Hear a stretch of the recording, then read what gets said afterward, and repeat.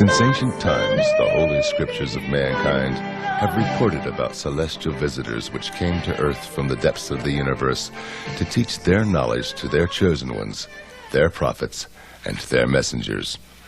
According to the Holy Bible, Abraham entertained 3 angels. When they later visited the city of Sodom, they were believed to be normal earthmen. When the Israelites left Egypt, an angel appeared as a pillar of fire and guided them to the mountain of Horeb. The prophet Elias ascended to heaven in a fiery chariot. Ezekiel described the apparition of a great cloud with raging fire engulfing itself. In its midst, like the color of amber, also from within it came 4 living creatures. They had the likeness of a man. St. Paul reminded the Hebrews that some have unwittingly entertained angels. There is one instance which is echoed in the Bible, which is the story of Enoch being taken up to heaven to be with the gods. In the Bible, the statement is very brief about it. There's much more about it in the so-called books of Enoch, of which we have 2 versions that describe the voyage, actually 2 voyages. One time he came back to earth, another time he was taken to be with the divine beings. And this is really a version of a Sumerian tale, in this particular case of a person called Enme-Duran-Ki, which is a title given to him after the abduction or visitation, which means the master of the bond between heaven and earth. And it specifically says that, among other things, he was taught the secrets of mathematics, the secrets of the calendar, and the secrets of the movements of the planets. It is said about Imhotep, the inventor of the hieroglyphs and architect of the first pyramid of Egypt, that he was a student of the Watchers who came down to earth in their celestial boats. Further references to these cosmic messengers are offered in the Vedas, the sacred scriptures of ancient India, which belong to the oldest written records in the history of mankind. According to the Vedic literature, there are many different types of human-like beings living within the universe, and they're all descended from an original common ancestor. According to the Vedic writings, there has been communication between human beings and other types of human-like beings throughout the universe for thousands and thousands of years. This used to be, in fact, more common than it is now.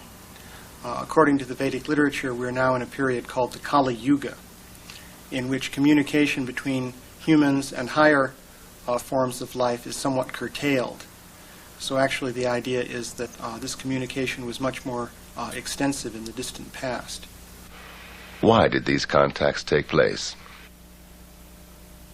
Well, there's the ultimate question of purpose boils down to the question of what is the ultimate purpose of life? Why did this universe come into being in the first place?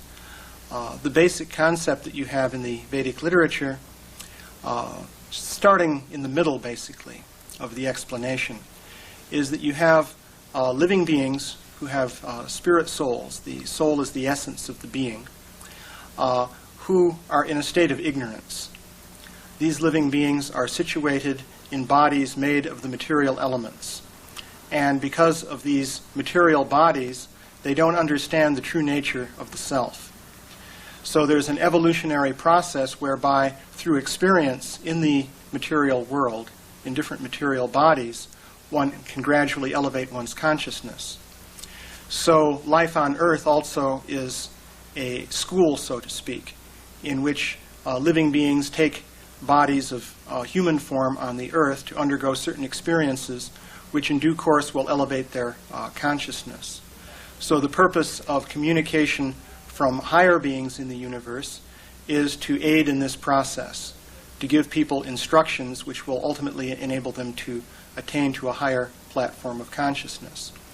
So the idea is that on the Earth, people are basically living in a state of ignorance, but from time to time, beings from the higher systems within the universe will come down to the Earth and transmit spiritual knowledge to the people here on the earth. So in this way you have different religions developing. Of course, that's a very complex process, because once knowledge is transmitted to this earth, then people begin to do things with that knowledge. And so you can have the development of different religious creeds and so on and so forth. In 1952, Lord Desmond Leslie, a celebrated fighter pilot of World War II, nephew of Sir Winston Churchill and scion of the oldest Irish nobility, wrote the first book about these obvious parallels between modern-day UFO sightings and descriptions in those ancient Indo-Vedic writings. I was in a friend's library, and we were waiting. There was nothing to do, so I just suddenly saw this book.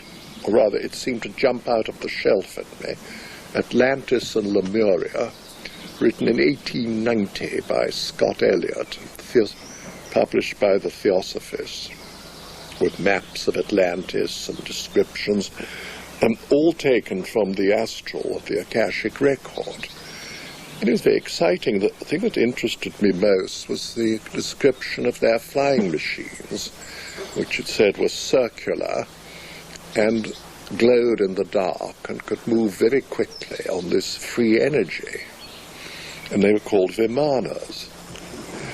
And that got me going. I said, now wait a minute, these sound so like these flying saucers we just heard about. Remember Captain, wasn't it Mantell, Ruppelt, Mantell, the chap who first saw them and described them like flying saucers. So I decided I'd do a bit of research. And I went to the British Museum Library, especially the Oriental section, where I got out the whole of the Mahabharata. Lovely English literal translation by Pratap Chandra Roy. No florid, just straight literal. And each chapter luckily had a summary. It was about 20 volumes, and I waded through and picked out everything about these Vimanas. And I just couldn't believe it, that the ancients had had them, and that they'd been in contact with space people. And it said by means of these wonderful craft, the star people can visit Earth, and we can visit the stars. And then it described them in Tibet as like pearls in the sky. You couldn't have had. Well, then I read on, and there was things about wars in ancient India, and some of the weaponry they used, with able to make three-dimensional images of a false army. Hologram, surely. A thing called the Brahma weapon, which had the power of the universe, and a light of 1,000 suns, which Teller then quoted. You remember about the atom bomb. And it said that the survivors rushed and bathed and threw off their arms, but a few days later their hair fell out, their skin turned red, and they died of a horrible sickness. And the army was so burned, they were just like, even the elephants were shadows on the ground. Well, that was Hiroshima, surely. So I said, you know, all this has happened before, whether it was a space war or a war among the Atlanteans, I don't know. For one entire year, Lord Desmond searched in old libraries for references to ancient UFOs. Then he completed his book. And then I got from a correspondent in America, Rick Williamson, who said a friend of his had had a contact, a landing, and taken these amazing photographs. So I wrote to him and said I'd written this book, and could I see his photos? Well, back they all came with a lovely letter giving me permission to use them. Nothing about any payment or anything like that.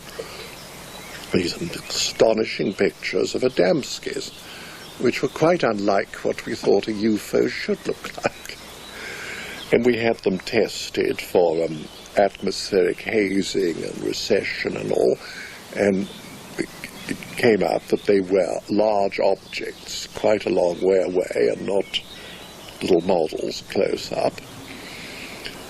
And he seemed a very nice fellow. And then he wrote a rather sad little note saying that I've written an account of this landing and want to publish it.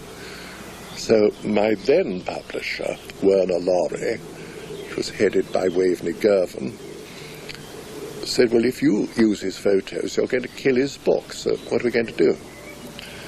So we sort of looked at the ceiling and bit our nails, and Waveney said, why don't we have a joint publication, your book, and then his as the second part? I said, well, that's a marvelous idea.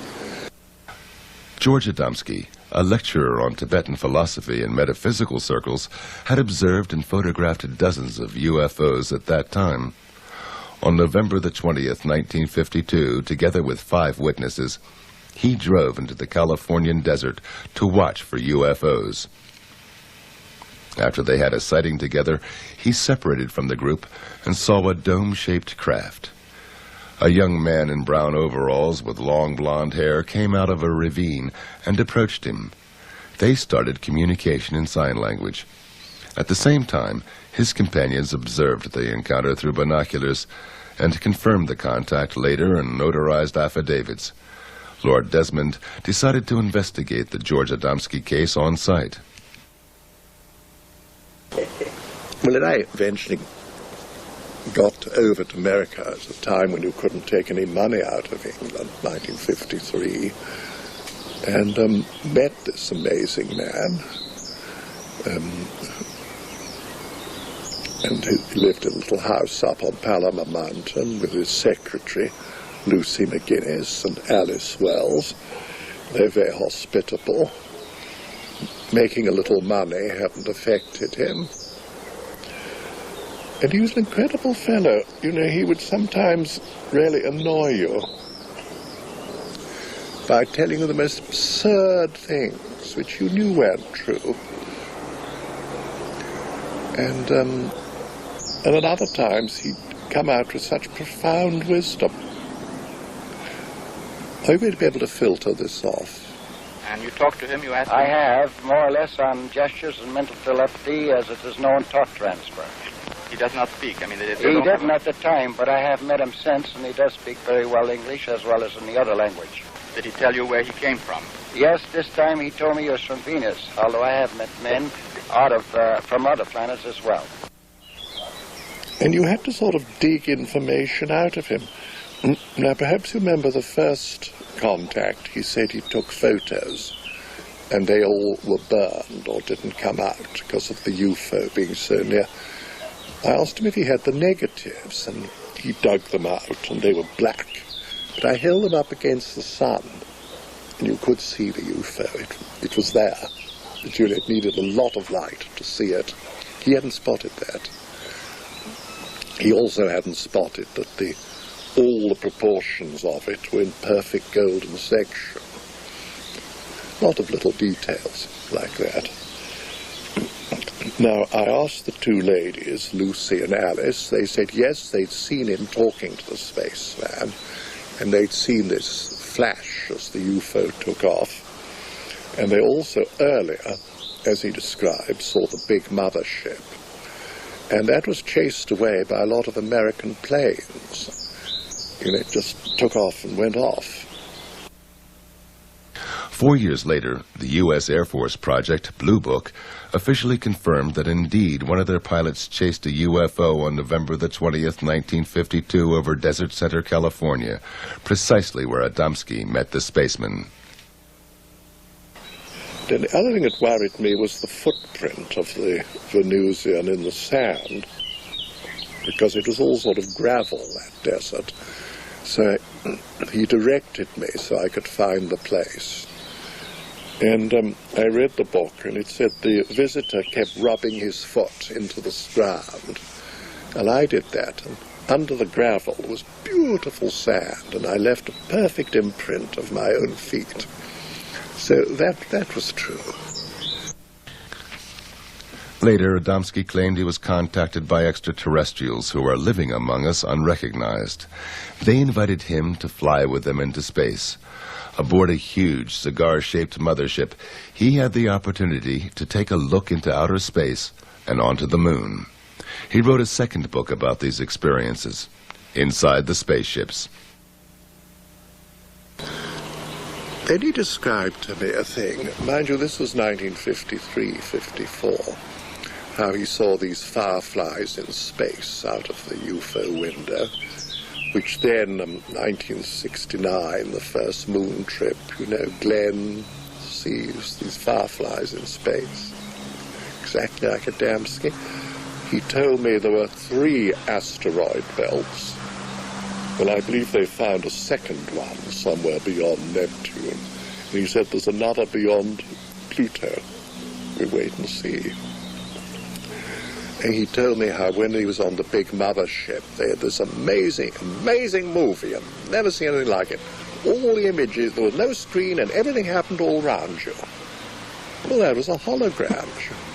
But you know, no one had seen a hologram. They hadn't been invented.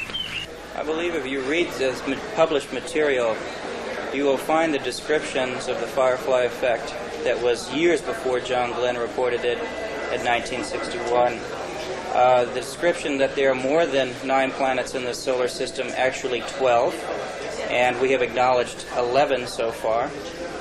His description of the darkness of space, quite different from what you would expect to see here from the surface of the planet, also reported by the astronauts.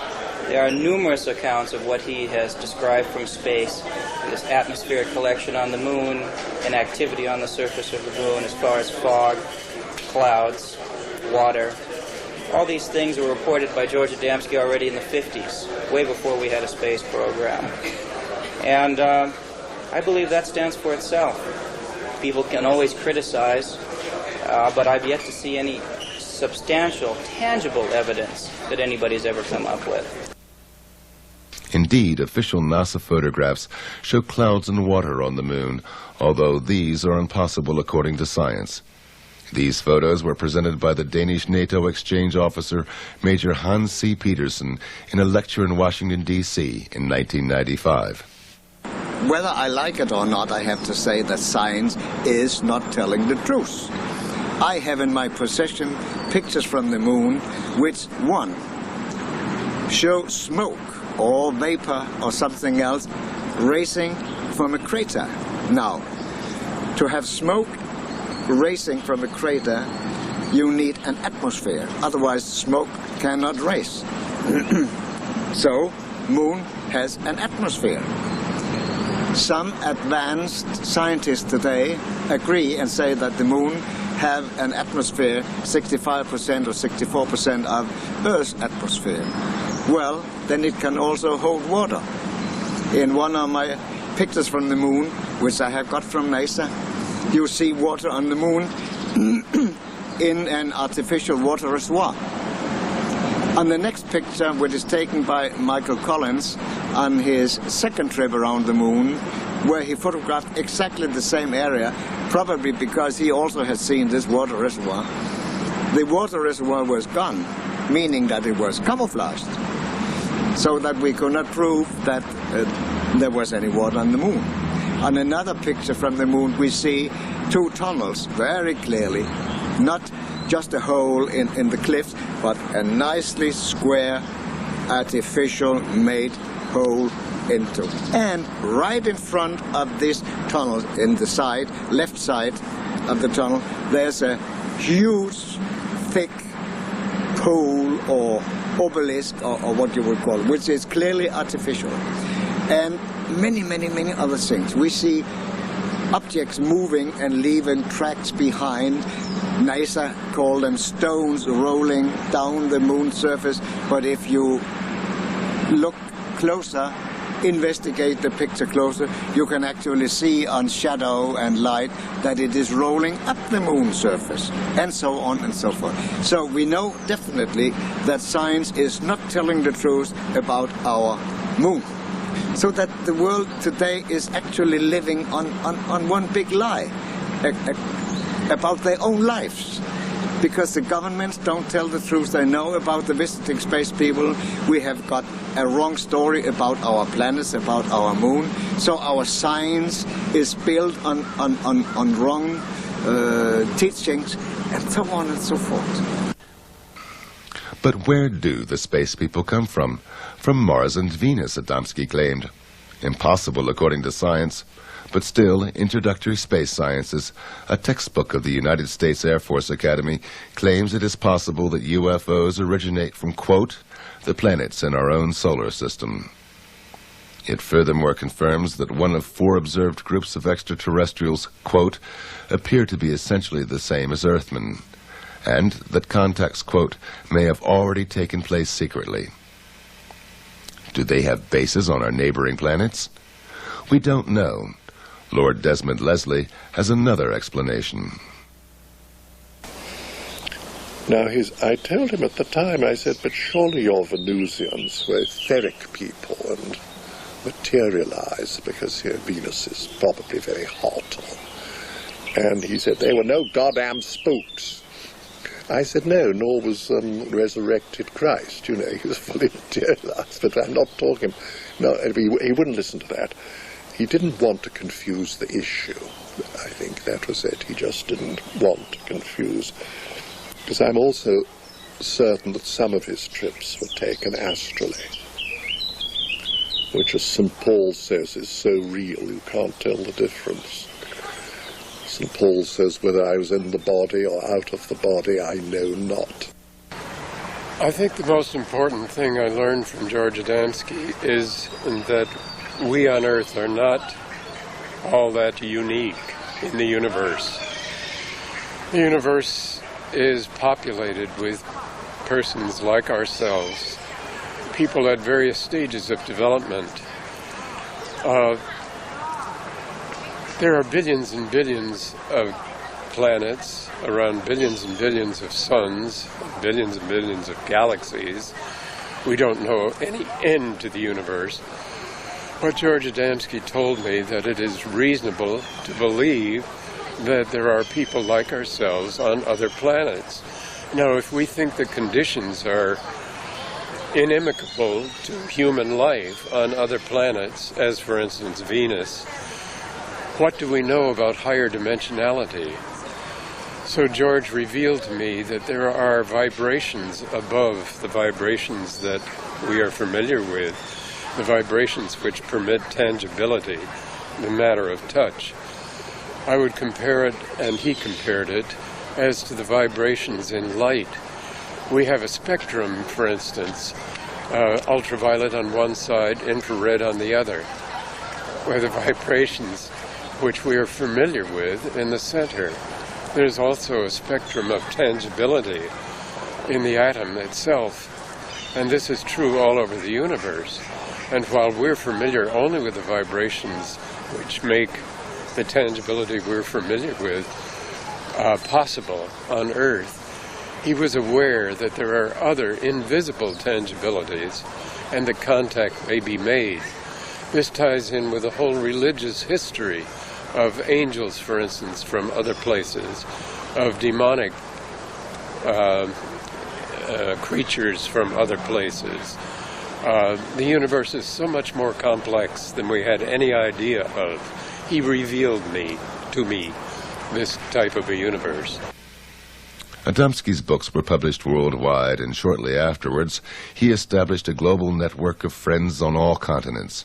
One of them was Major Hans Petersen of the Danish Air Force, who, after UFO observations on radar and conversations with American colleagues, became convinced that Earth is indeed visited by extraterrestrials. He organized a lecture for Adamski in Copenhagen and became convinced of the reality of his contacts. He was planning a world trip, and he asked me to organize the Europe part of it. And at that time, he came to my country. Now, at the day of his arrival, my son, Lars, and I went to the local airport to meet him. And since I knew the airport well, we went to a point where we could overlook the whole airfield. And it was rather low weather. When the aircraft came out of the clouds, we saw that a flying saucer was just 20 or 30 meters behind it. And as soon as the aircraft was fully clear and ready to land, it went back up into the clouds. When I, 10 minutes later, met George, I said, there was a flying saucer following your aircraft for landing. He said, oh, yes, the boys always follow me. And this he proved later on his trip through Europe. And we arranged a hotel for him in the outskirts at a small town which had a harbor. And we knew that nobody could disturb him because nobody would know that he would be staying there. When they came late afternoon or mid-afternoon and checked in, the receptionist said that there had been a young man calling for him. Everybody wondered, but George, he just smiled. Now he said, I would like to rest a little bit so you can come and pick me up again at 6 o'clock for this road trip. So they did. In this old-fashioned hotel, like in many other old-fashioned hotels, there were double doors to the rooms, one opening to the outside and one opening to the inside. So there's a space between the two doors. When the group came to pick up George, there was a letter laying between the two doors. And on the front side you could read the word Adamski. So he opened the letter and inside was a message saying, Adamski, do not go to Finland this time. Trouble for you. And signed with 6 words. He phoned me and said, I don't feel well of going to Finland because I got this warning. And I persuaded him to wait because it could be somebody who trying to make some fun out of it.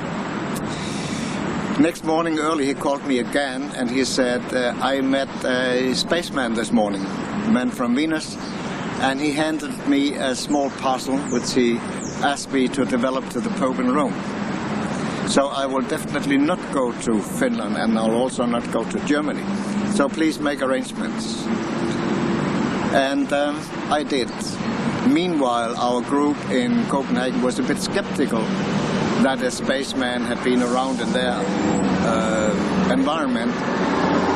So they went to the harbor where there was an old fisherman who used to fish very early in the morning, and they found him and asked him if he had been fishing this morning, and he said yes, he had. And they asked him if anything special had happened, if he had talked to anybody, something like that. And he said, no. Oh yes, he said, I talked to a funny American guy, but then there was a young man calling for him, so he left and I saw they were talking together. He came to London. He'd been to Rome lecturing, and he'd been on a European lecture tour where he met the Queen of Holland, and there was a frightful row and the students tried to disrupt it. And his lectures were run by Lou Zünstark, the niece of Carl Jung, lovely lady, with Tim Good, you know, who's written a lot of very serious books. Well, after his Roman visit, he just stayed with us for a few days to relax, and I kept the press away, and we took our little boat out on the Thames, and while we were there, he brought out some money, and among it was what looked like a little gold coin. And he just casually said, that's a bit of gold no one's ever going to get off me. I said, why, it's very nice. He said, look at it. It was a little medal of Pope John, who at that time was dying, John the 23rd. And he said, I saw him in Rome. He gave me this. I said, George, please. Nobody sees the Pope. He's dying. Tell me you've bicycled round the rings of Saturn. I'll probably believe you. But I don't think you saw the Pope. He said, well, I did. And he gave me this. And I gave him a sealed packet from the space people. He sat up in bed, and I gave him this package. He said, oh, that's what I've been waiting and praying for. I said, what was in the package? He said, I don't know. The space people gave it to me. It was sealed. I wasn't going to ask questions. But he said, that man isn't going to die. He looks so fit and well. And then the next day, I think it was a Sunday, the news came, a Pope was dead. And George said, the bastards, they've murdered him. Well, they hadn't, because this is another interesting bit of evidence. Years later, the Pope's doctor told the story of Pope John's last days, how he had this form of cancer where in the last few days you have a false reprieve, and you suddenly look very young and well, and you feel marvellous, and then, boom. Well, that's when George saw him. But nobody knew that for many years. So then I said to Lou Zinstag, who was tell me, Lou, what really happened? He didn't see Pope John. She said, well, all I know is we went to the Vatican, we went to the St. Peter's Square at George's insistence, and he suddenly pointed and said, that's my man. And there was a priest with red here. I said, well, that's probably Bishop or Monsignor, somebody rather important. And he said they embraced like old friends, and they went off through the private entrance on the left, not the public. And I said, well, that's amazing. Then what? And she said, well, an hour later, he came out jumping up and down like a schoolboy, saying, hooray, I've seen him, I've seen the Pope, I gave him the best. And Zeus said, if that man was an actor, he's the best actor I've ever seen. I've never seen anyone so radiantly happy. Now, interesting thing, he was with us several days before he mentioned it. You know, if it was a load of bull, he'd have probably said, look what the Pope gave me, I've seen the Pope, here's a medal. You know, not at all, he kept rather quiet about it. It just sort of came out. So I thought, well, I'm going to do one more test. I was at school with Basil Hume, now Cardinal Hume. He was in the same dormitory, and I even put Eno's fruit salts in his pot one night, and it fizzled when he peed. Anyway, we were good friends. And I asked him, I said, listen, Basil, this little gold medal of Pope John the 23rd, where can you buy it? Can you? Oh, no, not at all. You can't buy those, only the Pope will give you those. I told him Adamski had got one. He said, well, he must have done something very special to get one of those. And you know, Papa Pacelli, Pius XII, had a contact in the Vatican gardens. He said he met two angels, well, okay, Venusians, and they told him there was a wonderful future ahead for our world. George Adamski's meetings with the Pope and the Queen of Holland were not his only encounters with the mighty ones of this earth. He visited the United Nations several times. Once I know for sure he was invited by U Thant, the General Secretary at that time, and he spent a full day in the United Nations, and as he said afterwards, I stayed there for one full day and I talked to a lot of people. George Adamski told me that he was able to enter any department of the government in Washington, and he showed me his ordnance pass, which enabled him to do this.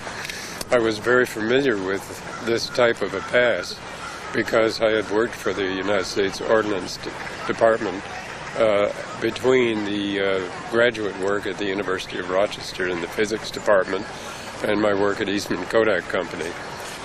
George was very good at keeping a secret. It was part of his integrity to be able to do so. He did this on both sides. If he had been told by the government not to speak about a thing, he did not.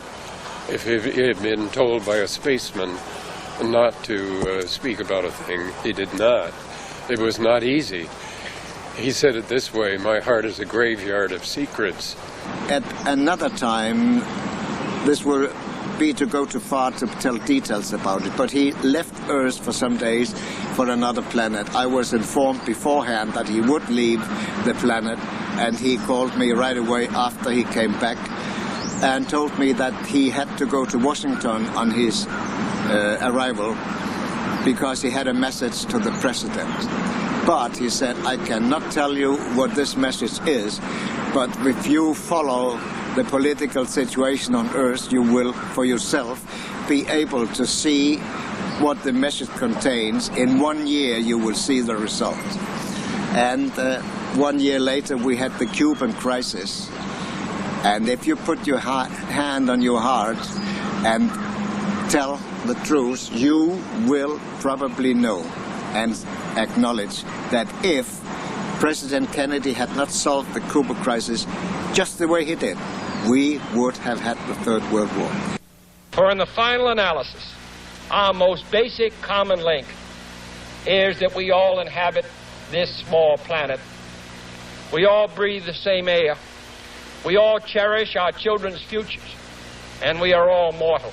This is just a few details out of, you could say, hundreds of things which you could tell, which all together fits into the picture that this man was something special, that he was telling the truth, and that those who were in power all over the world knew that he was telling the truth.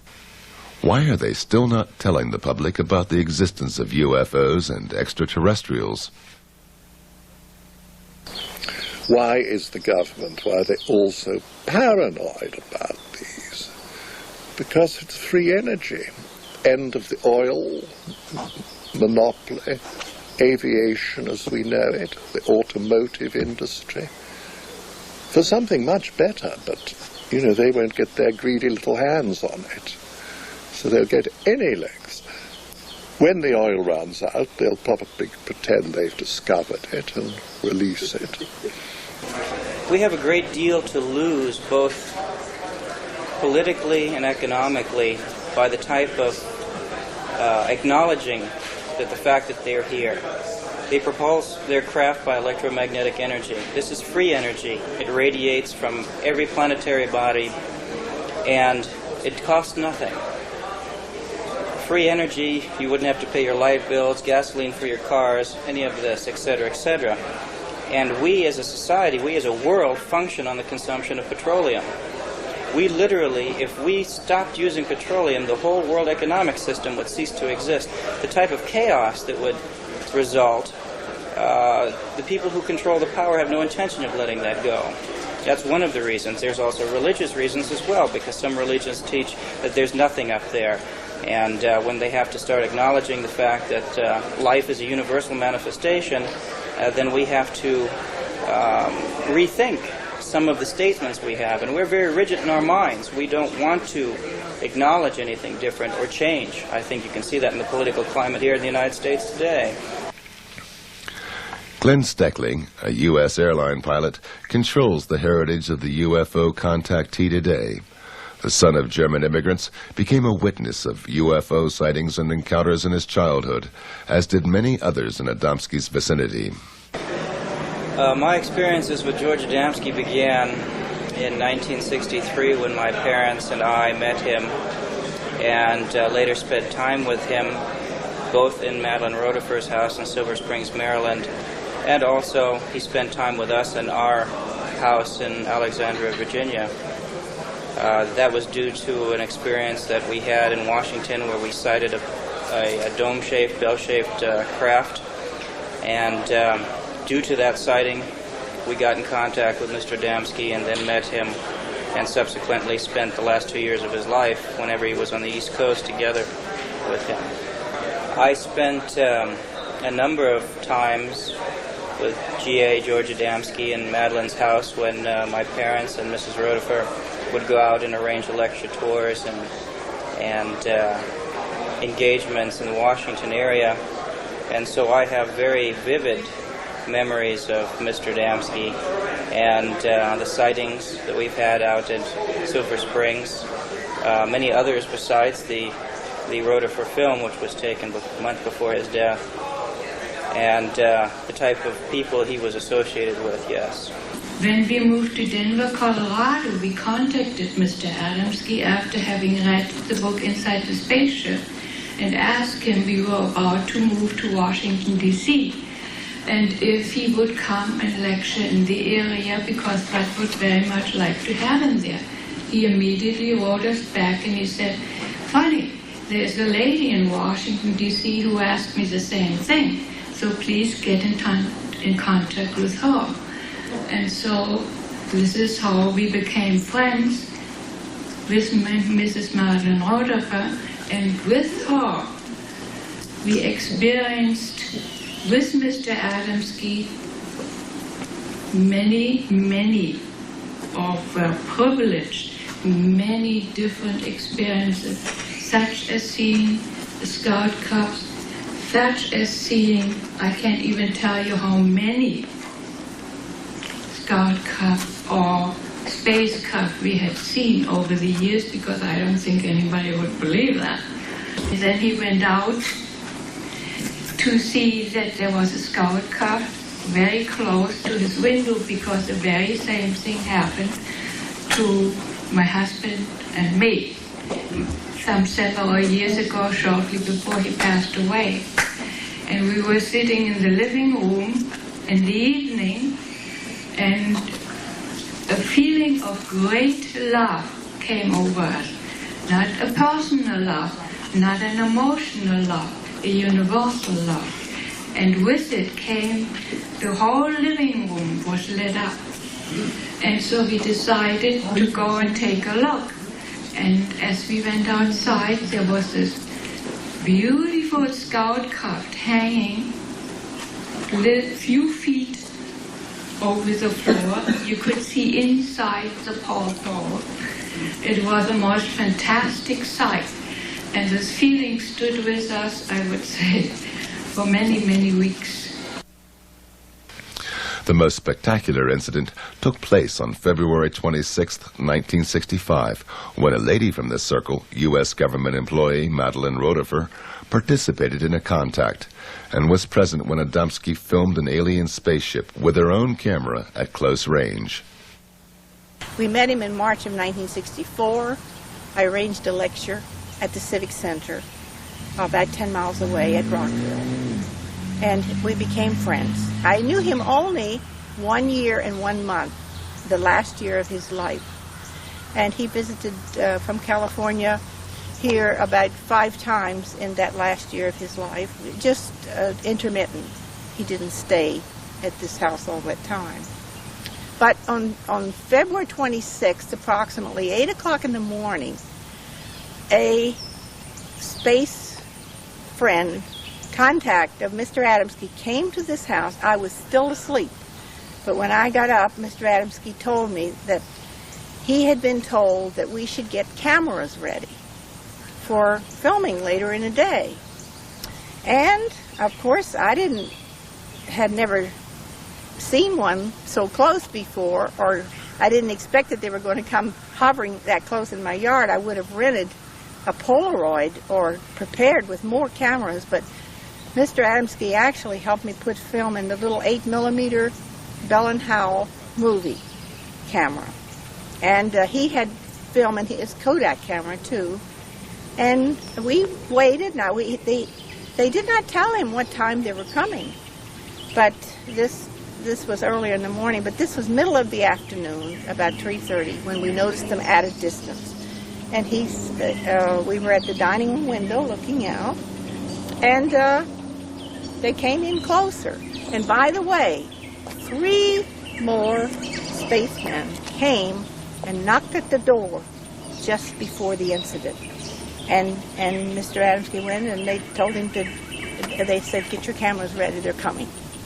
Now that is how close he was associated with those people from other planets. And it's difficult to believe, but they looked just like American. One of them had brown hair, and one had dark hair, and one had slightly gray hair. And they parked in a car, I believe it was an Oldsmobile, but I don't know the year, down here at the street when they came, and then the spaceship came. And we went outside, but I had a broken leg. I had fallen the month before in my living room, and I was in a walking cast. And but I was able to walk around, but with a little limping difficulties, but I did get around. And but when we came out on the porch up here and started to film, he told me to film, and he was going to film. I said, "George, I can't do this. I'm too wobbly." And I had not had the camera but 2 months. My husband had given it to me for Christmas, just 2 months before. So I handed him, he said, "Okay, I'll do it." So I gave him my camera, and he laid his down, and we filmed it he filmed it then. I started, but I wasn't sure of myself, and I didn't want to miss it. So I gave the camera to him, and he finished filming it. But I was, humping around in the background, and and able to walk, of course, without too much difficulty with his cast on. But they only stayed about approximately 10 minutes. They did not land. They did not get out of the spacecraft, but there were glimpses of people through the round windows. And they maneuvered, they came in here. It was a low humming and a low swishing sound. And they came in, when they got close to here, they came in very slowly. And it was round, and there were 3 of these, well, about this size, I guess, these landing gears underneath, and they were going like this, retracting in and out. And they told George later it was for stabilization. If they'd put all of them out, they would have had to land. And they kept one retracted all the time, and the other 2 were going in and out. But anyway, low swishing, low humming sound. And it wasn't real loud, but there was definitely a motor sound accompanied with it. And it was a brilliant royal, between a royal and a purple blue in color. It was a beautiful blue, and deeper blue than this. And it was round, and as it moved, it looked crooked, and on the film it shows this slight distortion, and it looked, lopsided and so on. But they were moving and putting on this performance for Mr. Adamski to back up, his efforts to get the world leaders to tell the truth about the visitors from other planets. They were demonstrating, they wanted him to capture this on film, their abilities to do certain maneuvers. And they wanted him to have this proof to show the people of the world, because our world governments have better film, and they haven't shared any of them with us. And they wanted Mr. Adamski to have this piece of film to show, to the audiences when he was speaking, how they do these certain maneuvers. They did this on purpose. William Sherwood, an optical physicist of Eastman Kodak, known as the father of photoelectric testing used in the optical industry ever since, analyzed the rotifer film in the Eastman Kodak laboratories in Rochester, New York. I analyzed the film frame by frame. There were 182 frames. We made enlargements of the frames. We looked for such things as double exposure, all the telltale things that you find when there's trick photography. We found out all we could about the circumstances under which the pictures were made, the distance from the camera to the object, the size of the image. We didn't know the size of the object, but we derived the size of the object from a knowledge of the size of the image, the focal length of the camera, and the distance at which it was photographed. I could tell by the branch of the tree where the object hovered just where it was photographed. I went to Madeline's house. I paced off the distance. I knew exactly what the parameters were. I derived a value of 27 feet for the size of the object. I remember just how well this formula worked out. It's a triangular formula. The focal length of the camera was 9 millimeters. The distance was 90 feet. The size of the image was 2.7 millimeters. Therefore, the size of the object had to be 27 feet. You'll find this in Timothy Good's book. There were other factors. We brought them all to bear. There were instruments we used, which we had available in the laboratories at Eastman Kodak Company. These included densitometers, photometers, projection devices of all sorts, electronic devices, everything that you could name that you could use, telephotometers, and so on. The electron microscope, I believe, was used by a man at Kodak Park. Everything pointed to the conclusion that the objects in the film were true objects, unknown objects, not model objects, and that it was taken by Madeline exactly as she told us it was. People with experience, to call upon the experience of those who had concentrated on the photographic film and reproducing pictures, meant more than anything else. It is not just my opinion. It's the opinion of all of the experts. One of these experts was Colonel Coleman von Kivitsky, founder of the Audiovisual Division of the Royal Hungarian General Staff, who worked as a film expert for the United Nations during the 1960s. Medellin Rodefer short 8mm sequence filmed on a flying object in front of her house above the trees are genuine.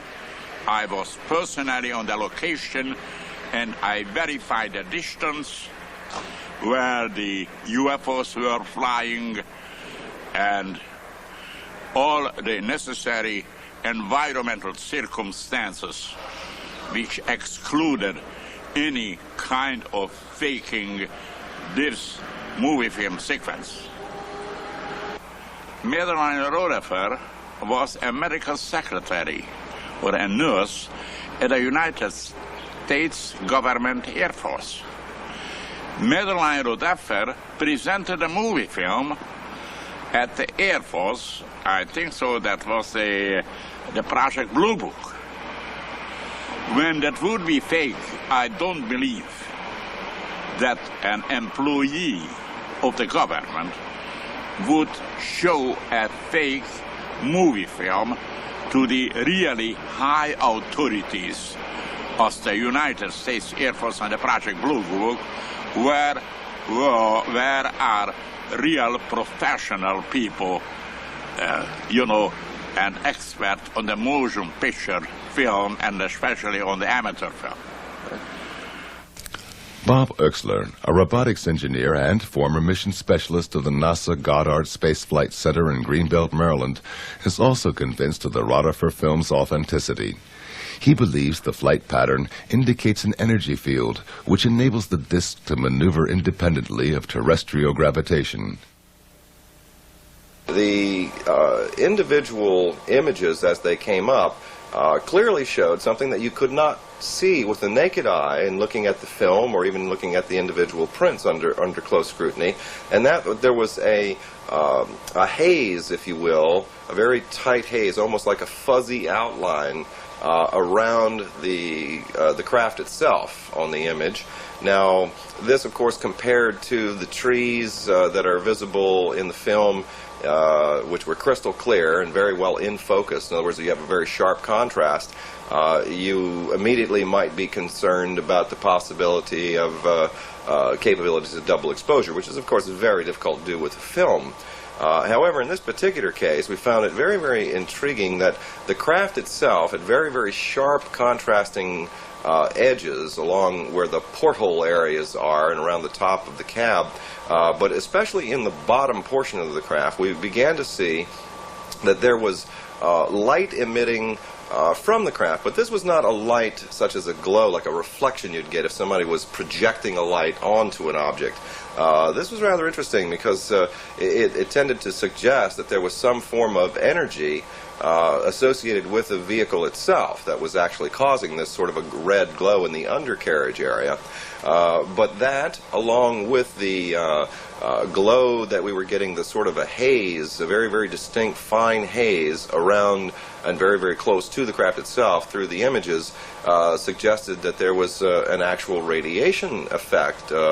Almost, I guess you could liken it to a mirage effect. People are fairly familiar with when you ride down the highway during the summer and you look across and you can see the heat rising, and it tends to distort images that are behind the mirage. Well, this is very similar to the effect that we saw on this object, suggesting several things. One, that you were actually looking at a three-dimensional object as something that was superimposed onto the film.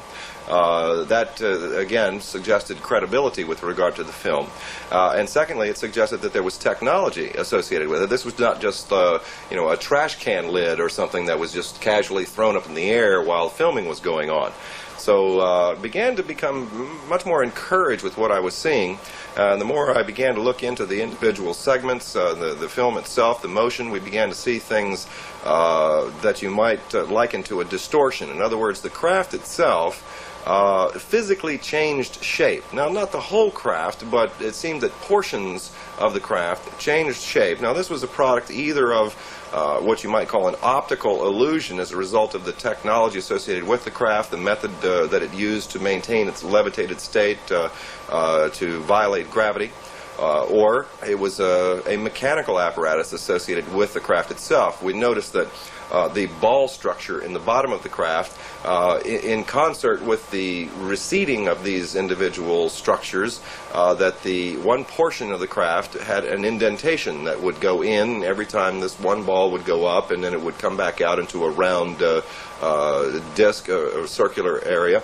So I think that these features all collectively, more than anything else, and even more than the testimony of Madeline Rhoda for herself and the historical testimony of George Adamski prior to his death regarding this particular event, all tend to suggest that we are probably dealing with an authentic case, and I think it's time that perhaps some researchers of historical value would probably want to go back and take a much closer look at the George Adamski case in its entirety. There were many attempts to discredit him, all of which I feel have successfully failed.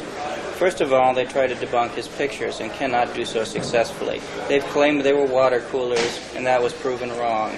They tried to say they were models, that was proven wrong. They've been orthographically projected, biometrically, radiation tests. Now they start to go through computer testing. Adamski's photographs have gone through more tests in the last 50 years than any other photograph out there, and have stood the test of time.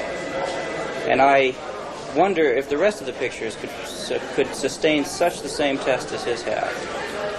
But why do you think... But why do they still question the reality of his experiences? Discrediting him and his message. Adamski stood for things which are not so popular in today's UFO movement. First of all, he did not believe in psychism or mysticism in this field. He felt that that belonged in a different field that had nothing to do with UFOs, because these people come from worlds where they believe in the meaning and essence of life. They don't believe that something else, whether it's the stars, whether it's the future, or anybody else is responsible for their actions. They are responsible for their actions. And so this type of information is what people tend to attack on Adamski. And he was not attacked by the officials as vehemently as he is by the rest of the people in the UFO field, because they feel threatened by the type of information he gave them. In September 1967, Steckling himself had a spectacular UFO sighting. In 1967, my father, mother, and I were on lecture tour in Germany, and we were traveling from Mannheim on the train, and we witnessed, along with the passengers on board this train, a armada of what we would call spacecraft or UFOs appearing and disappearing above the train, I'd say around 10,000 feet. And my father, with his 8mm camera, filmed the sequence of these craft, and as the film rolls, you can see the crafts appear and disappear in formation, and you can see the motion of the trees moving by as the train is in motion, so the craft are behind the trees, not in front of it. And it's quite an interesting piece of film. It was reported in the newspaper the next day, the German newspaper for that particular area. On our way back from Schifferstadt to Frankfurt, we were able to film a whole armada of spacecraft flying over, I would say, very clear and very near to the Frankfurt airport. This film and all of Mr. Adamski's film we took as we returned to Washington, D.C., and my husband wrote letters to NASA, to the Pentagon, and offered them the chance to look upon the films that were available. We got invited to all of the organization, to the Pentagon. We got invited to NASA. And during the conversation that we held with NASA, we had 22 scientists present. And none of these scientists ridiculed what we had. In fact, they were not even interested in the scout cars because they told us the size of it, how they fly, and with what they fly. These are some of the films George Adamski took by himself. He shot this one in Mexico. A cigar-shaped craft hovers over the street. Adamski took this film through the portal of a spaceship. It shows a white disk in Earth orbit. In another film from Mexico, a luminous telemeter disk moves in front of a bush. Behind the bushes, we recognize the dome of a landed scout ship. That he was telling the truth was very easy for me because I got confirmation through sightings I had on my own. George had a lot of sightings, and he told us how small reconnaissance objects, not bigger than a tennis ball, looked.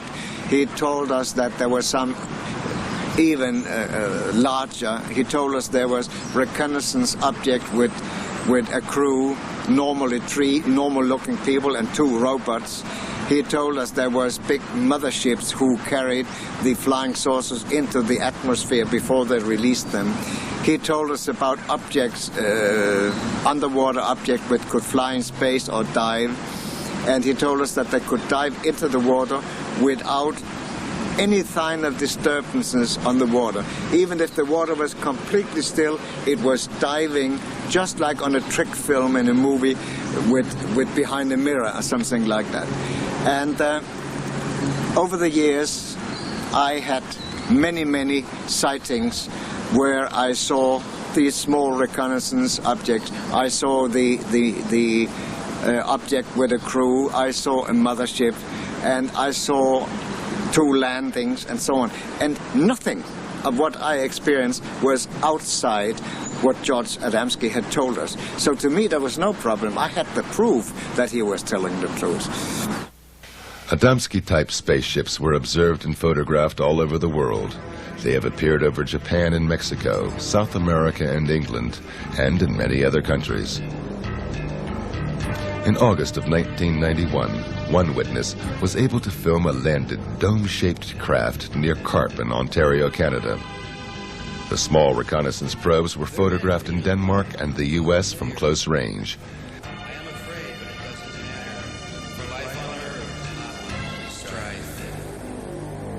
In the south of England, Stephen Alexander filmed a telemeter ball flying over a cornfield in 1990.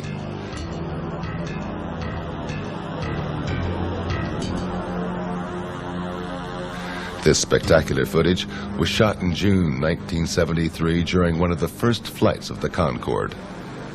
The luminous small object surrounds the supersonic plane and hovers for seconds in front of its engines. Cigar-shaped motherships were seen in similar frequency. This film was taken over Rhode Island in 1967.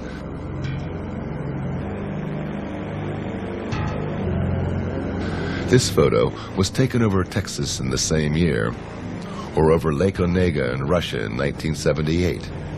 These films were shot in 1980 over Hagen in the Ruhr area of Germany.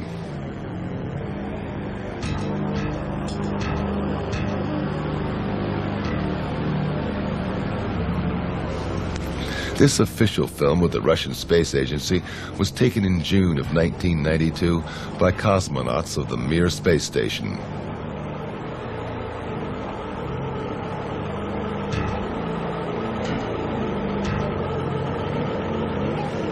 An identical object was photographed in June 1966 by U.S. astronaut McDivitt aboard Gemini 4. Hundreds of witnesses saw this cigar-shaped craft in April 1990 over Krasnodar in Russia.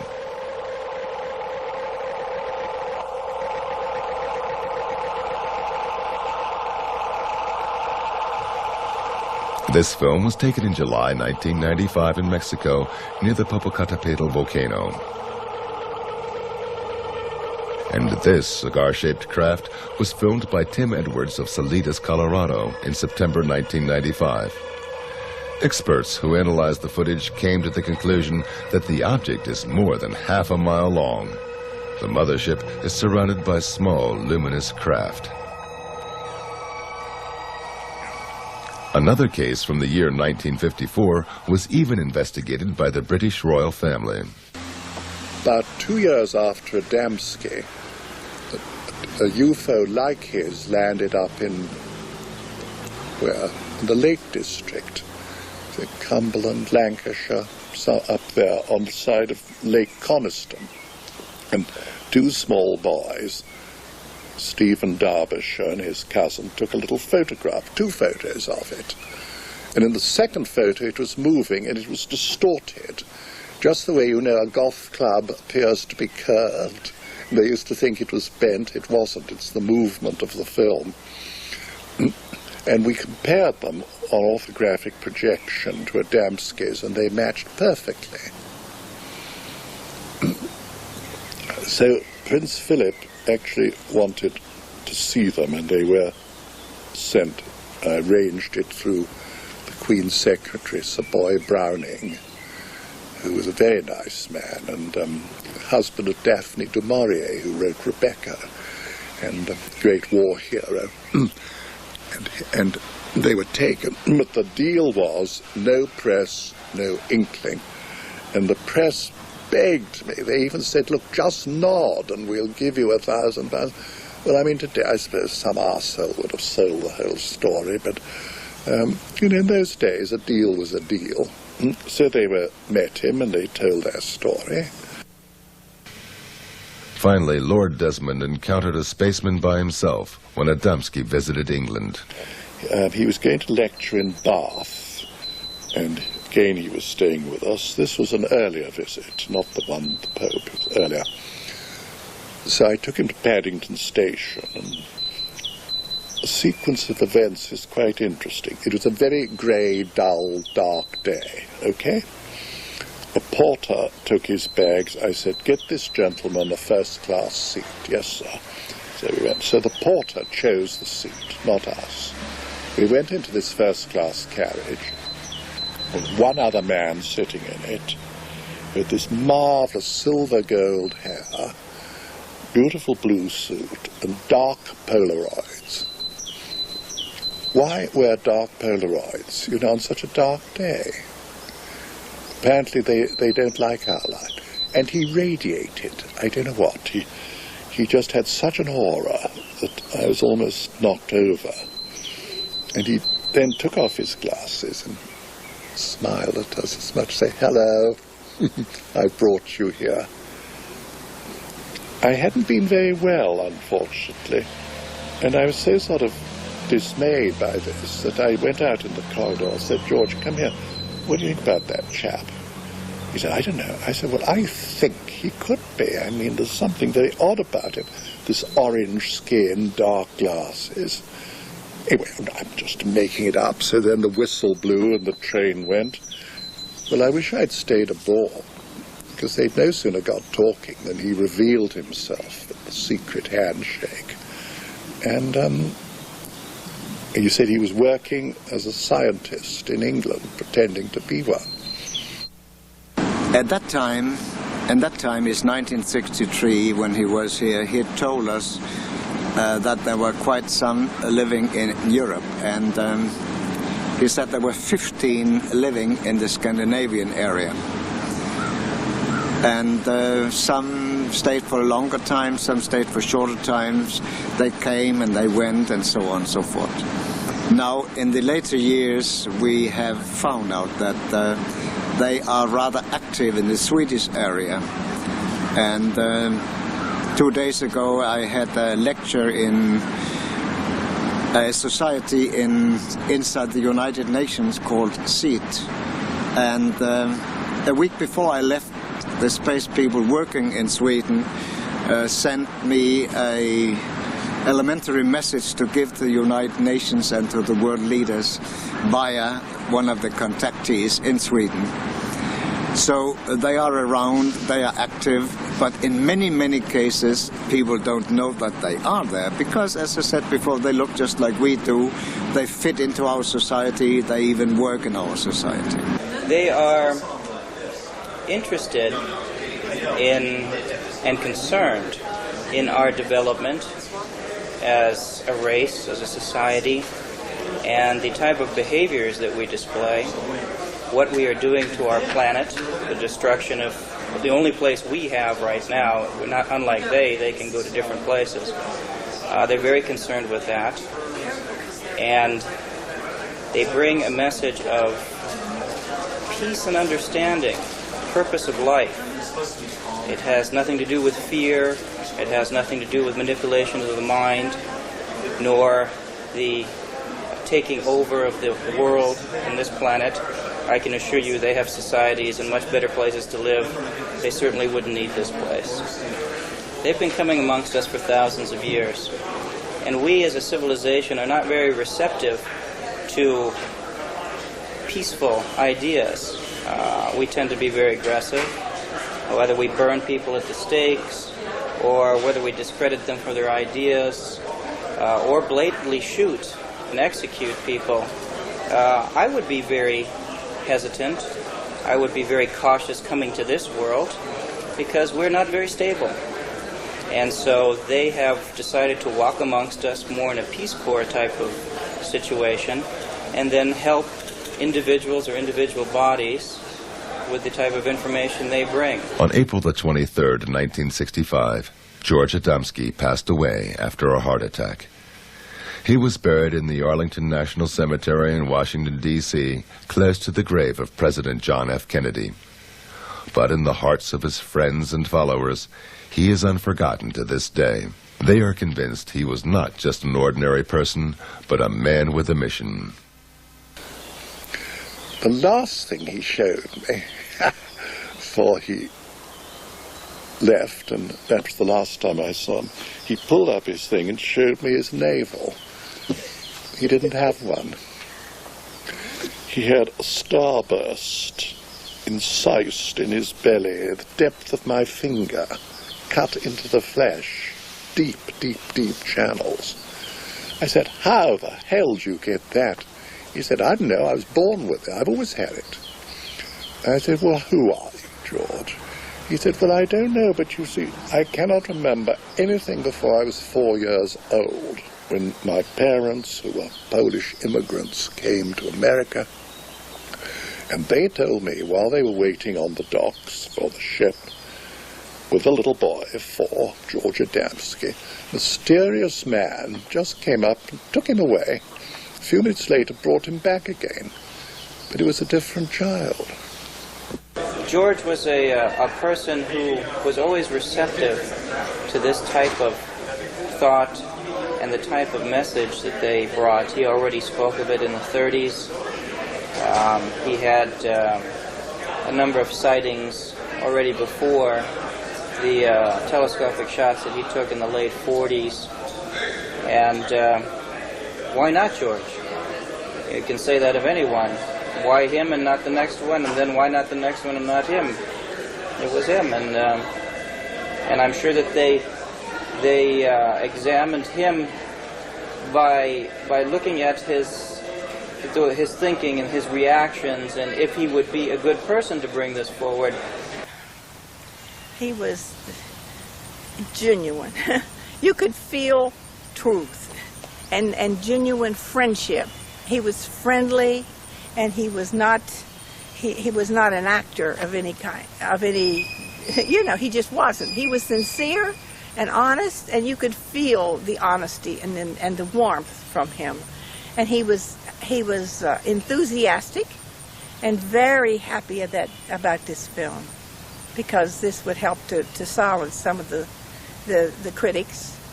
And he was very happy about the film, and he definitely and he had a sense of humor. He definitely had a sense of humor. Otherwise, he wouldn't have been able to withstood all that barrage of questions from some people for hours and hours on end, and sometimes they got a little argumentative too.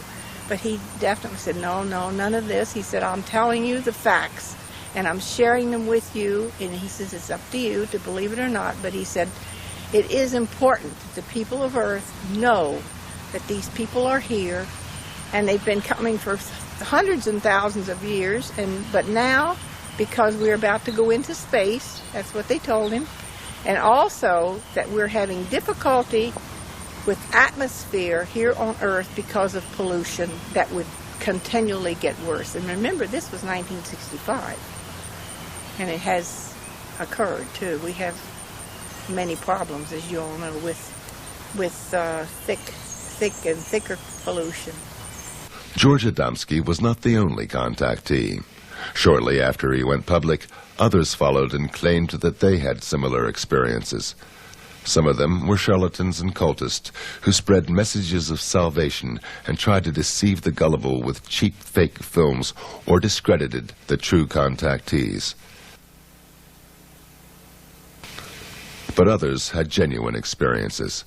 The American rocket technician Daniel Fry claimed he witnessed a UFO landing near the White Sands Proving Grounds in New Mexico. He was invited aboard and received a message for mankind. The most significant experience that I had is probably the finding out of the major purpose for this invasion, so to speak, was to keep this planet alive, that we're approaching an area of controversy which could result in the displacement of all humanity, because we had learned how to do that without learning how to get along with each other. Later, Fry shot some films of unknown flying objects. Contactees and UFO enthusiasts met regularly at the giant rock in the Californian desert, at the site where contactee George Van Tassel claimed to have met space people, and where he later built, allegedly under their instruction, the Integraton, a generator to reactivate human cells and to charge them with cosmic energy, as claimed by Van Tassel.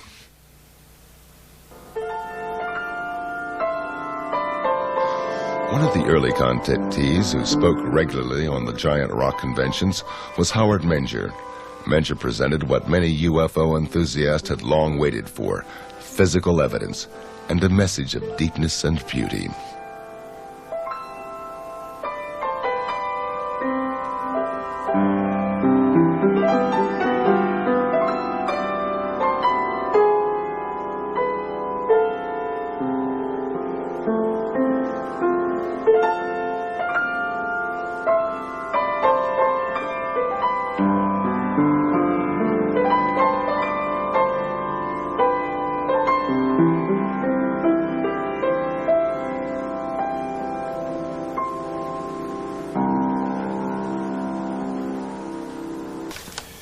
I was inspired by a trip to New York State in the Catskills. I was on my way up there under some kind of control. It seemed almost like the wheel was moving by itself. I know it sounds strange, but it's true. And I reached an old cabin in the woods, and inside there were what I considered to be aliens. They were not from this world, as far as I could see. They're very angelic people. And they had all kinds of instruments in the cabin, all types of electronic, like what we'd call pianos and organs. And on the wall, they had a 1-inch thick 2x2 television screen. And they could move it anywhere they wanted to. I think we're getting that nowadays. We're getting into that now, 35, 40 years later. But I went in there and they showed me the instruments, the musical instruments, and I expressed the wish that I wished I could play the piano. And they said, well, maybe we can help you. I don't know what they did, but I could sit down after that visit to the cabin, after meeting these wonderful people, and I could play anything by ear. I think it all began when I was very young, approximately 10 years old, in the early 30s, when I went up into the woods, as I often did, and saw a beautiful lady on a rock with a stream going by.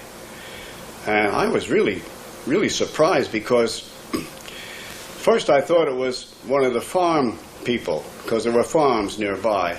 But this woman wasn't dressed in a farm outfit. She was dressed in beautiful, flowing gown. And she had long blonde hair and gold-colored eyes. And she seemed to be waiting for me, as though she knew I'd be there. And when she spoke in perfect English and a beautiful voice. And I was only 10 years old, but I want to tell you, this was quite an experience. She was like an angel, like talking to an angel. And she seemed to know all about me. And she mentioned some things that would happen in the near future. She departed almost like a vision, just disappeared. And I went back home. I didn't talk about it for weeks, not even to my brother, who often went up in the woods with me. We saw discs in the sky, my brother and I, during that period, that same period. And as time went on, some of the things that she had predicted were coming true.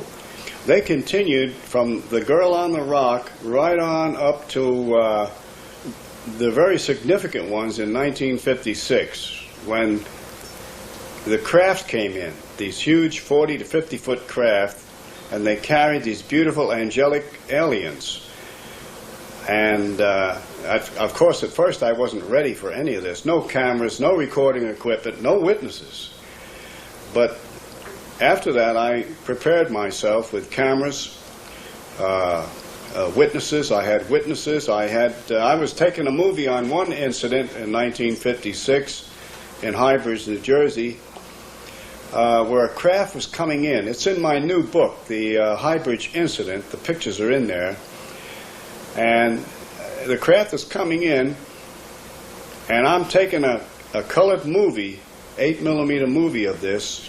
I have several witnesses from the local area, and also a federal agent from the Bureau in Newark, New Jersey, was standing right next to me. I was filming a craft coming in. The door opens when it landed, and two men got out.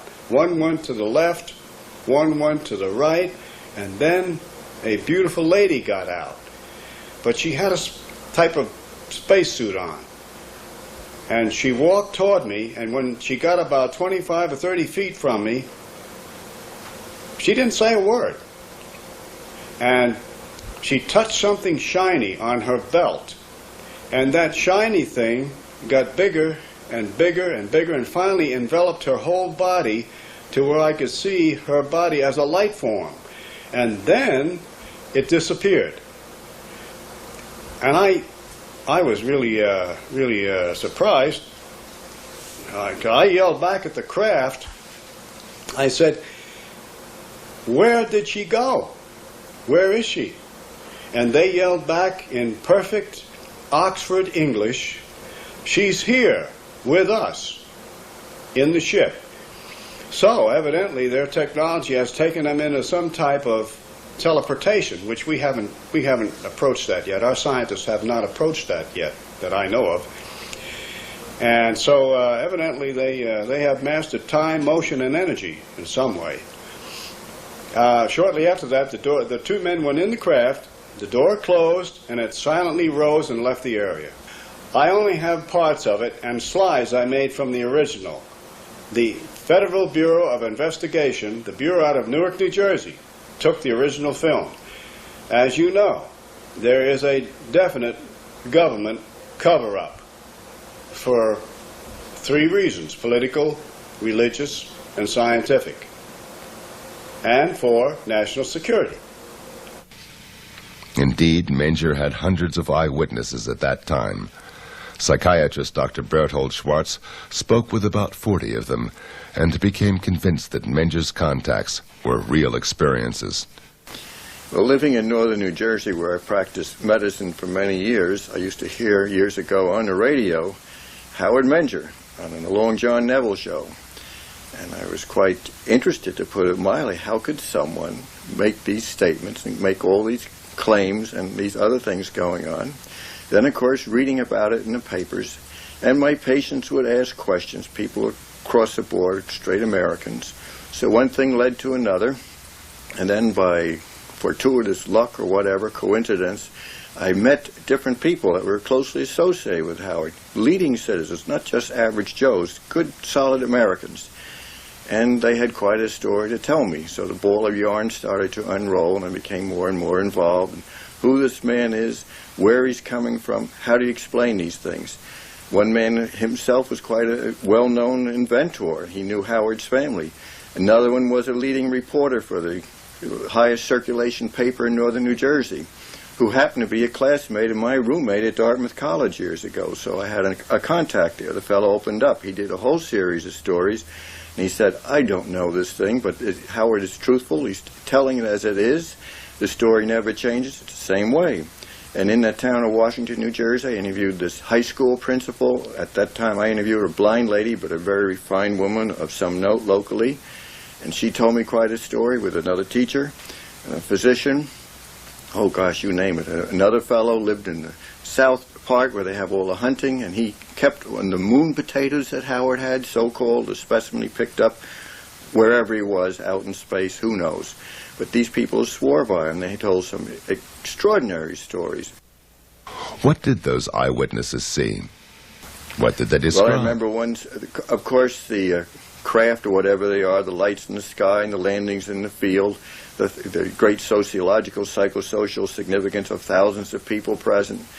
And again, through synchronicity or luck, I had this patient whose father happened to be in the state police of New Jersey, so they wouldn't, as a physician, they're usually most courteous to me, occupationally perhaps. I went in and they opened the door and they said, we cannot explain this, we do not understand it, but yes, this is on the level, these strange things happen. And matter of fact, you couldn't shut them up, they had to go on and on. So, quite a story.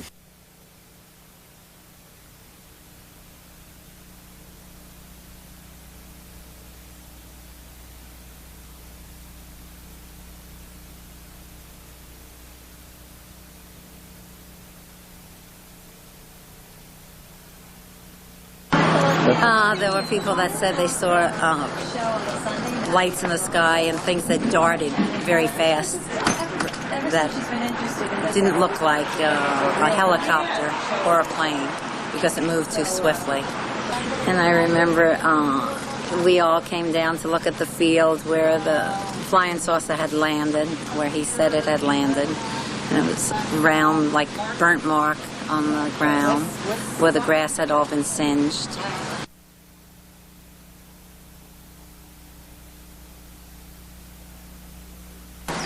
And in the 1950s, a young high school boy came to me and said this man was taking them up in the wood and showing them lights that glowed. And he told them the lights came from flying saucers, from men who were landing regularly in a place called High Bridge, New Jersey. It's about 10 miles from here, from Washington, where we are now. And I knew this young boy, and I prevailed upon him to tell me more about it. I was interested as a newspaper man, and he told me who the man was, and it was Howard Menger. At that time, Howard Menger was a sign painter in a sign painting shop just about 2 blocks from this house, up around the corner. And I knew Howard, knew his wife, knew his children, knew his family, and as a reporter, I thought I had to find out more about this. So I got a hold of a couple of friends of mine from the state police, and we went to visit Howard, and he said, oh yeah, they're up there, and he showed us some photographs he had made of flying saucers, and he asked us if we would like to meet these people from outer space, and of course we said yes. So he took us up to a field up on top of the mountain and said they'd be there at about 11 o'clock at night, and we just had to wait. And needless to say, we waited and waited, and nobody ever showed up. Howard later told me, he said, one of those guys that was with you was carrying a gun. He said, Howard, all those guys were carrying guns. They're all state policemen.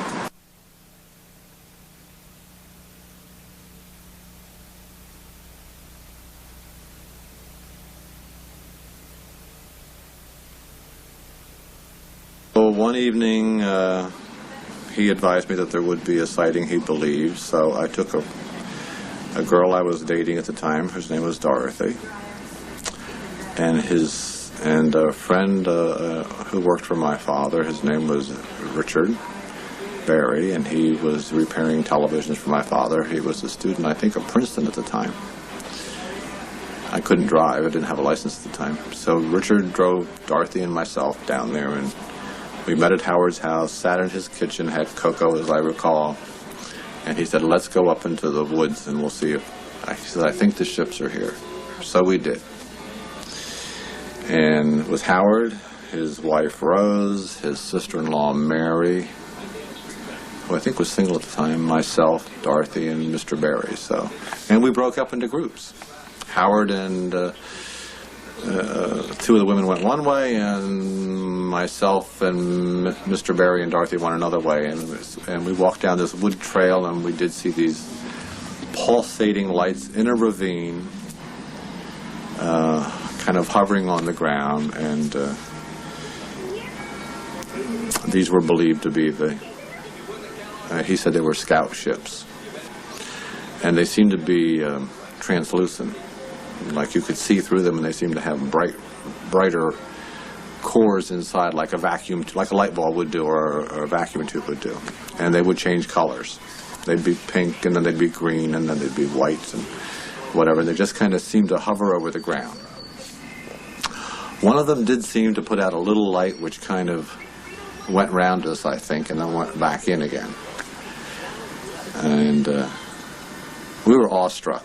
There's no doubt about that. I remember I'm 16 years old and never saw anything like this in my life, and quite believed everything that we saw was, in fact, out of this world. So we went back down to his house, and he said, I think one of the alien people trust this group, and they're going to make themselves visible. So we went out and stood in his backyard in a lawn area, and it goes up to a hillside. It was in meadows. And within a short period of time, Howard says, look, here comes one now. And there was this kind of ghosty apparition of a human figure, which kind of floated across the meadow. I remember he kind of went over a fence, kind of just floated over a barbed wire fence, and came near to us, but not that near that you could distinguish any features. I'm talking maybe several hundred feet. And then he faded away back into the woodland.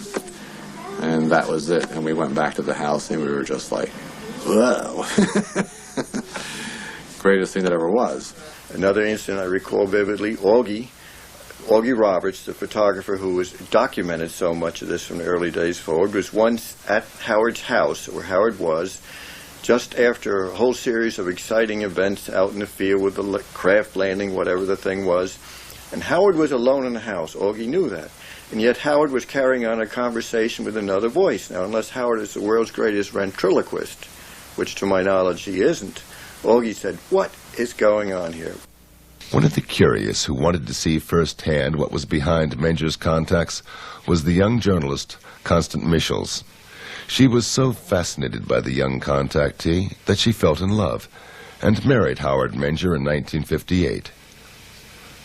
Shortly after that, she had her own first UFO encounter. I have never seen a landed disc, but one evening shortly after we were married, we were coming home from grocery shopping, and as we came up on the hill on the farm, we parked the car against the fence, and there was a big luminous pearl-like spherical shape right above the trees over the next field. And Howard stopped. He said, look. And I said, oh, wait, I've got to get my camera. And by the time I got to the station wagon, turn around and get the camera, it was gone. That was one of the times. When we were on our honeymoon in Las Vegas, we saw the same pearl-like iridescent globular disc. And one more time, which this really gets me, but it was it was on our farm, and we were there. Our attorney was with us, And we had heard that some people at White House, they were having a game, and they had seen discs flying over the stadium. So we went out in the field and looked upward, and sure enough, there was a fleet of discs flying overhead. And our attorney turned to me and said, "Connie, this is for you." And one of the discs dipped, just like that. And that was that day, or that week, I became cognizant of the fact that I was pregnant. I was with child, our first child. Howard Menger is a truthful person who's had some extraordinary experiences, and as I think he says himself, he cannot explain them, he doesn't understand them. My impression of Howard Menger was that he was a man who most people would like. He was quiet. He was calm. He appeared to be a very thoughtful man. He would seldom give out with a fast answer. He would consider his words and his answers to every question he would ask him. He was a kind man. He was a kind of a person that you'd like to have as a neighbor.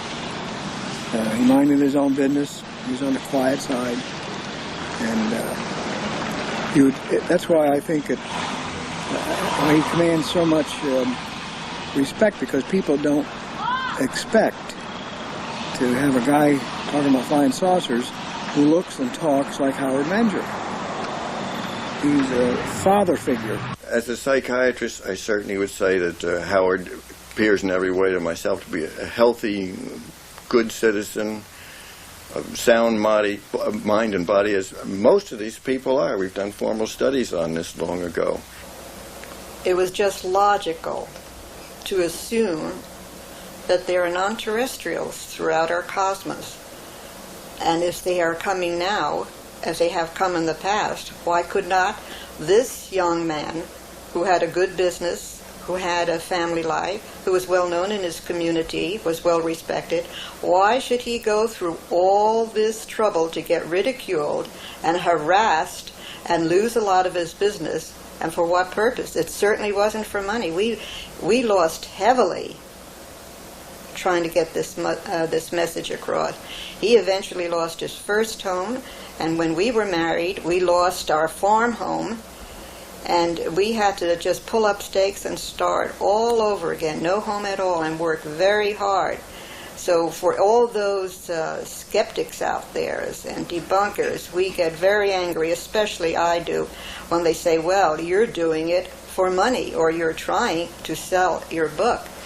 We have mortgaged our home to publish that book, because we didn't want it altered, and we didn't want the photographs to turn up missing again. So we did it ourselves. So this is not a labor of money, it's a labor of love that we have done for 35 to 40 years. So I was convinced at that time that he was doing it for the same reason. He was losing pitifully economically. But something was really pushing him on. And I'm very glad that later on the government came and backed him up to do some of the things he had to do. Unfortunately, it didn't last very long. Menger's most fascinating adventure with the space people was his trip to the moon in August 1956. Well, I remember getting in a craft in the same location. We called it Location 1 in Hybridge, New Jersey. They invited me in the craft. And they didn't tell me right away where we were going, but I found myself in outer space with a Polaroid camera, and there were about 8 or 9 people in there with me, aliens, and a man, a friend of mine from Hybridge, New Jersey, who I still don't mention his name because he doesn't want to mention it, but he was in the craft with me. Went to school with him. We were up, we could see through the portholes the Earth getting smaller and smaller and smaller. It looked like a blue tennis ball with white clouds over it. Finally, we could see the moon approaching and getting larger and larger through the portholes, and I took pictures of the moon on the other side of the moon, where there's a line between the light and the dark, and there was like a small city there. And our government knows all of this. They know it all, but they're keeping it from the public. Time is very difficult when you're flying in these aircraft. For instance, there's something I did notice on the moon trip. I thought it took 10 days. But when I come back, I didn't have to shave. So that's less than 8 hours. So there's something here in their technology about time. They're time travelers. As far as I know, their technology is so advanced we may never even have left the planet in a craft. We might have gotten in a craft, and through their technology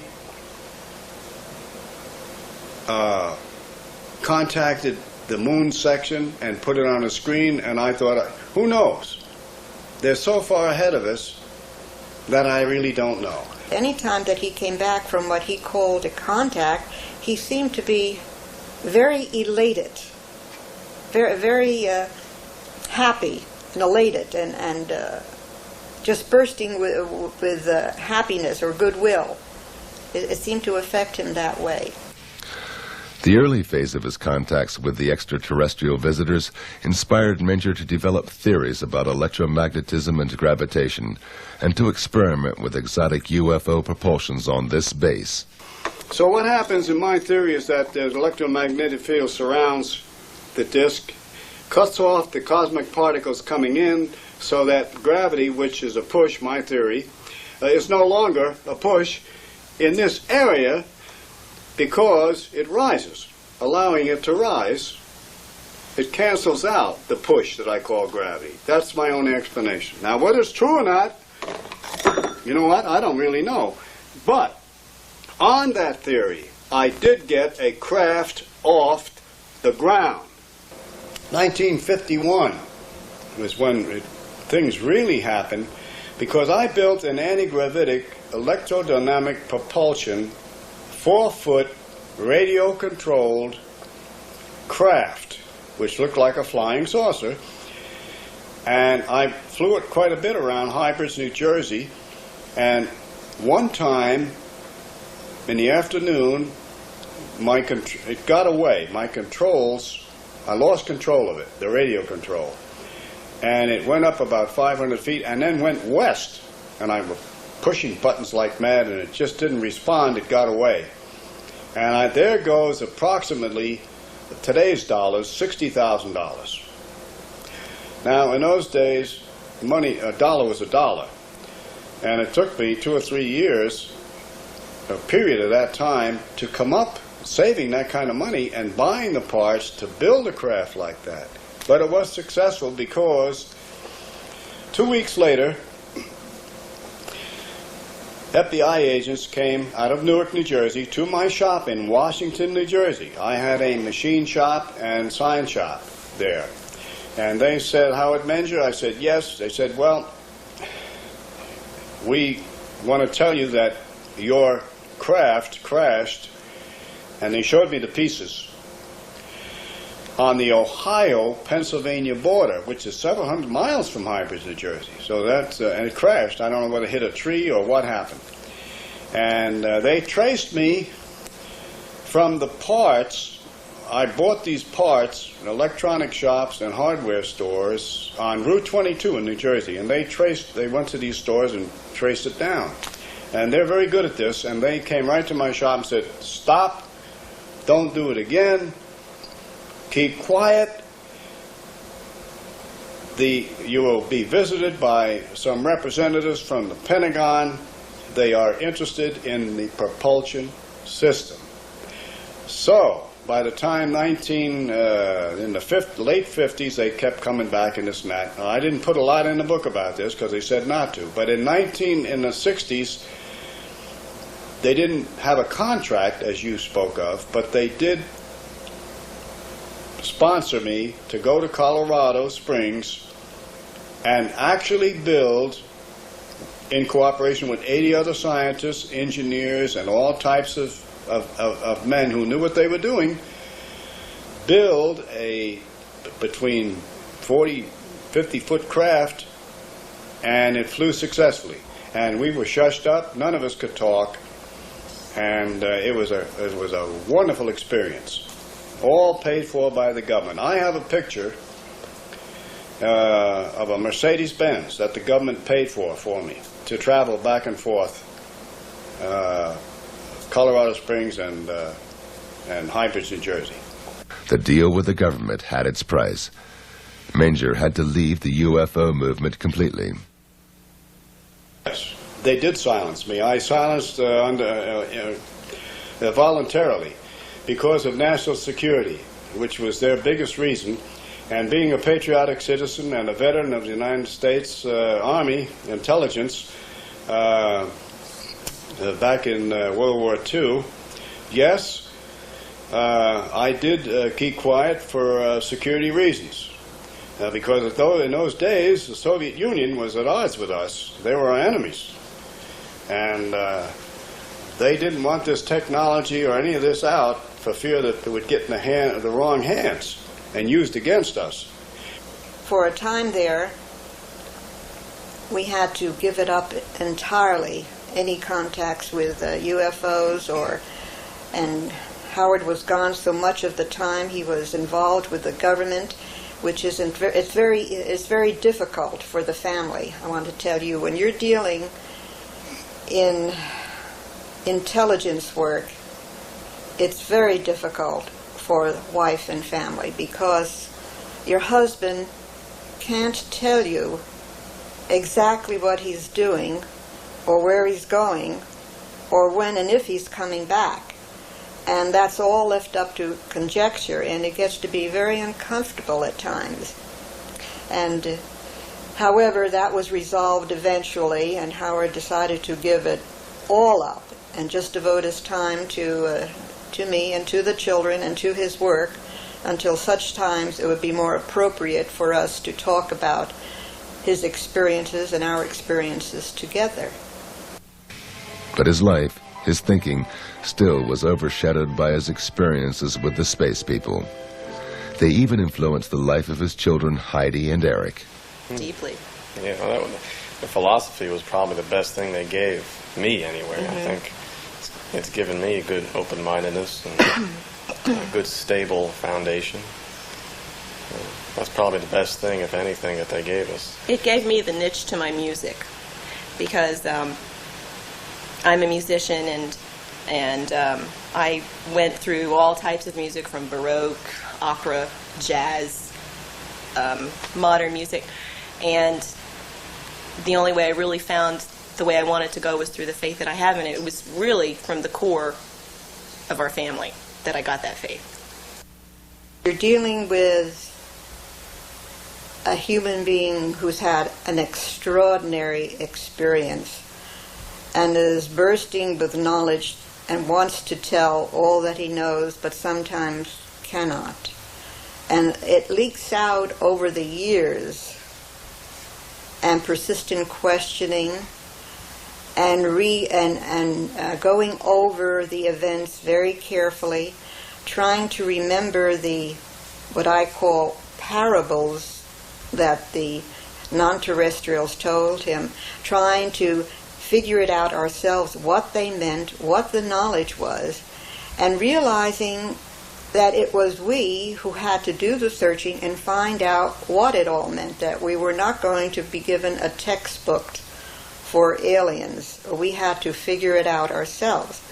And when we finally did, we found out that we had it in us all the time because we've been seeded by our non-terrestrial ancestors. So it was there. It just had to be probed, which means that we didn't lead an average, normal, everyday life. Although we did this to maintain family, our minds were always probing and always interested in reaching into that exciting field of non-terrestrials and what it really meant to us as humankind, because there's more to us than one can ever imagine. When the space people ended their contact with Menger in 1958, they left many unanswered questions. Well, they left. The original angelic people that I talked with years ago in the 50s, in the 30s, a girl on a rock, and then the 50s, and the many trips in the craft, they said that they would be back in 2012. That they go in cycles, but I believe that they are time travelers, and that they have bases on Venus, Mars, and many other planets. I asked them once, well, where did you come from? And they said, we have just come from the planet you call Venus. Well, that doesn't mean they're Venusians. They're travelers. They might have a base there. When our astronauts went to the moon and they came back, they were not moon men. They traveled there and back. They were Earth people. So who is to say where they come from? The one thing I'm sure is, almost sure, they don't come from this planet. And they're way ahead of us in political, scientific, and religious understanding. I asked him, why are you here? Well, are you here to heal people or solve all our problems and blah, blah, all this? He said, no, it is against our universal laws to interfere in any civilization which we descend upon. Your record, your history shows that your advanced civilizations have advanced on lower civilizations and have destroyed them. They've been here thousands of years ago when there was oceans where there is now land, and where there was then land, there are now oceans. And when they come back, the civilizations have gone down, disappeared, like Atlantis and some of the others. They come back to check on us. They are our ancestors. They helped us to rise up from Homo sapiens to where we are now, to a thinking human being who can make tools and who invent technological things to help humans live a better life. They said that they have laid down laws thousands of years ago that most of them are in our scriptures today. Various Bibles all over the world, holy books all over the world have come, they said, from extraterrestrial contacts, because they were considered gods in those days and looked up to and worshipped. We even made statues that looked like them. And so they said, all we have to do is read our scriptures, live the life it recommends in the scriptures. All the Bibles all over the world said, thou shalt not kill, don't kill. Don't covet your neighbor's wife, don't do that. Love thy neighbor, do that. Moses, Buddha, Jesus, all said all of these things. They were contacted by these aliens, angelic beings also.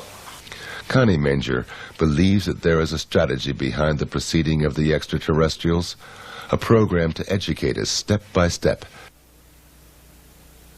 The alien receptiveness program is to gradually make us aware of our birthright, but it has to be a very slow process, and the memory of who we are and what we are is locked in our mythology, it's locked in our ancient scriptures, it's locked in ancient books, it's all over the world. If you will collate the information, you will see the pattern emerge.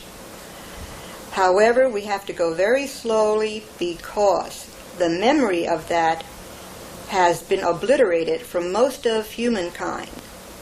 And as a matter of fact, we may have been a quarantined planet for a long stretch of time.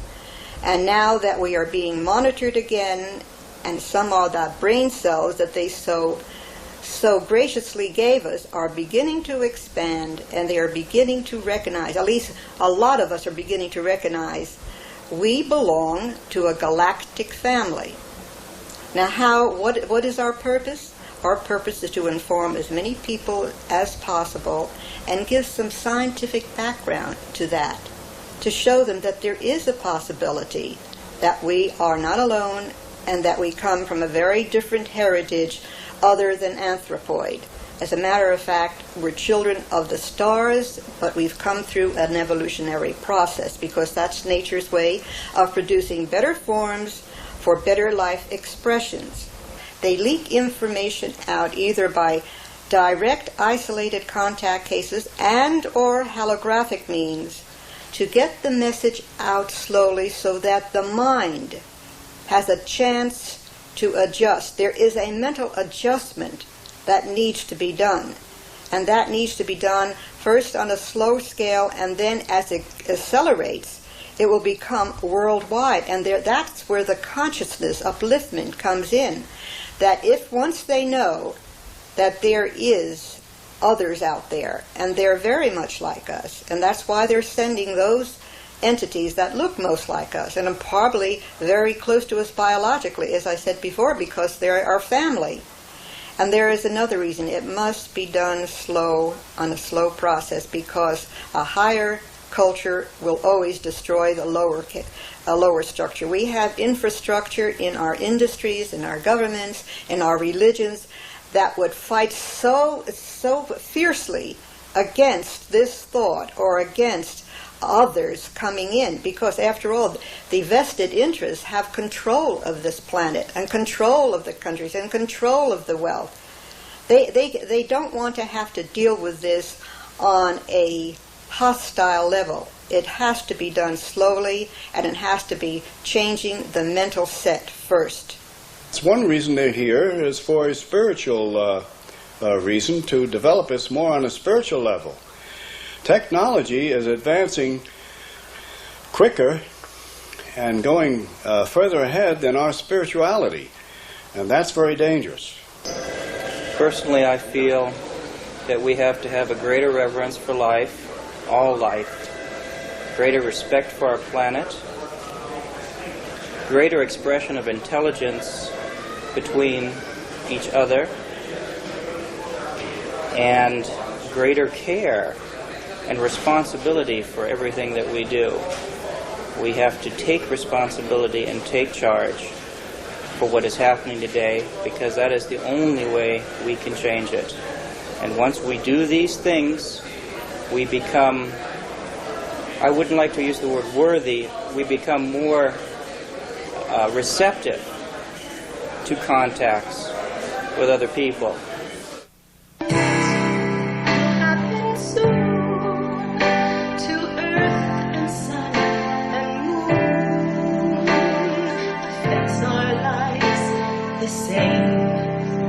Don't you realize?